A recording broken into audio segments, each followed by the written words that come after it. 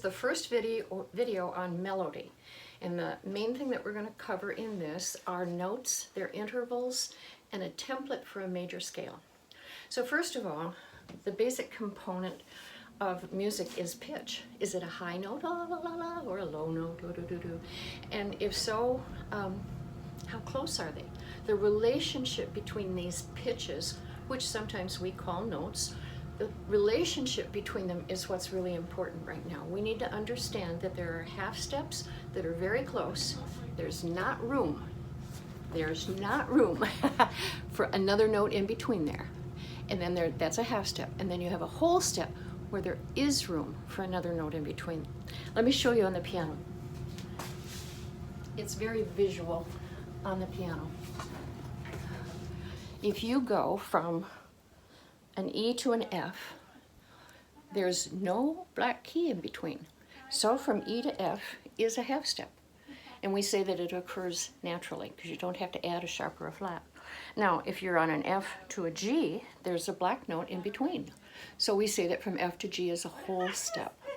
So we've got half steps that touch and whole steps that have room for a note in between. Now, when you apply that to the neck of your guitar, this is what it looks like. You have, ooh, crash. You have a half step, like from here to here. That's a half step, from this fret to this fret. On the guitar, every fret represents a half step. So if you have an open string,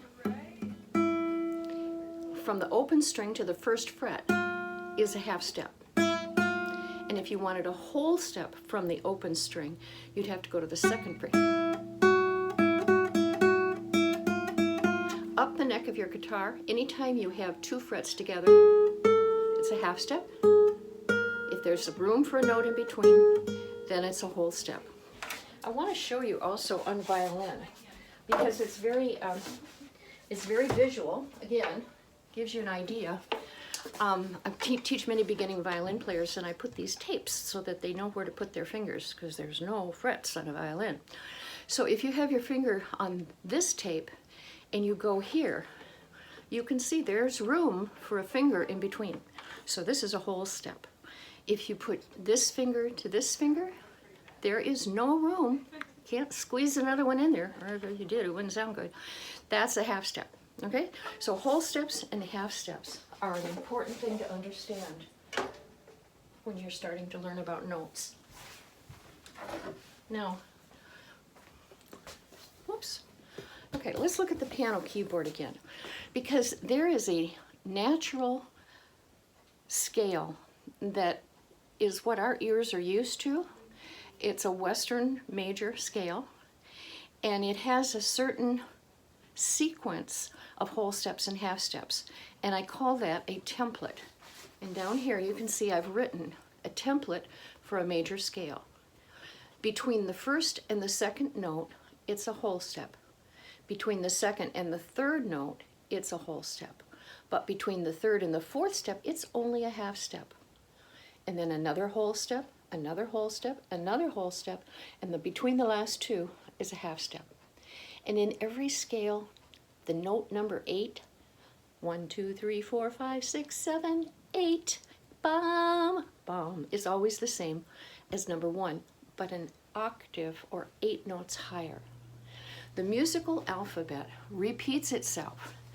A, B, C, D, E, F, G, no H. Ha! A, B, C, D, E, F, G, A, B, C, D, E, F, G, etc. Okay, so when we do this template and it's natural with no sharps and flats, we start on a C. And on the piano, it's all the white notes. So C to D is a whole step because there's that space in between for another note. D to E is a whole step. There's the space. E to F, oh, here's the half step. Let me see if I can stand back so you can see. Okay, whole half we've gone so far. So let me see. C to D is whole. D to E is whole, but E to F is half. We're right here, half. That's E to F. Now, F to G is whole because there's the black note. G to A is whole. A to B is whole. So we got 3 holes in a row. Whole, whole, whole. And we end up from B to C as a half step. And that creates the major scale that your ear is used to hearing. You probably sang the song, do, a deer, a female deer, do, re, mi, fa, sol, la, ti, do.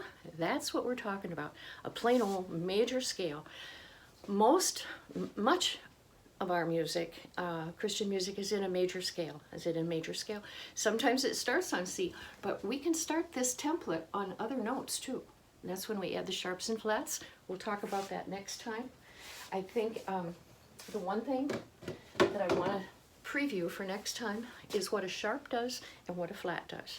Now the sharp is the hashtag looking thing, and it tells you to raise your note or your pitch 1/2 step, just enough so that you couldn't get another note in between. So if I'm on la and I want to raise it a 1/2 step, la, la, ba, da, da, da, that is up a 1/2 step. It means that the first note, la, I put a sharp next to it, la, aha. Now if I put a flat next to it, the one that looks like a B, that goes down. So if I'm la, la, and I want to flat it, I go la, down here, la, la. And on the piano keyboard, I have moved to the left toward the lower end of the pitch. If I'm on a string instrument, like your guitar, when I sharp something, when I raise the pitch from like here to here, I am actually shortening the string. The string's length is what makes the pitch. And if the pitch is from here to down here at the bridge, and I go up, I put a sharp by it, I have shortened the string, therefore it vibrates faster, bringing a higher pitch to your ears and putting that higher pitch out in the atmosphere to affect the atmosphere for God if you're playing with the right heart. Okay, I think that's it for today. Thank you. You learned about half steps and whole steps. You learned a template to put together a major scale, which can start anywhere on your instrument. You just have to follow the whole half, whole, whole, half, whole, whole, whole, half is the secret. All right, thank you for joining me. Bye-bye.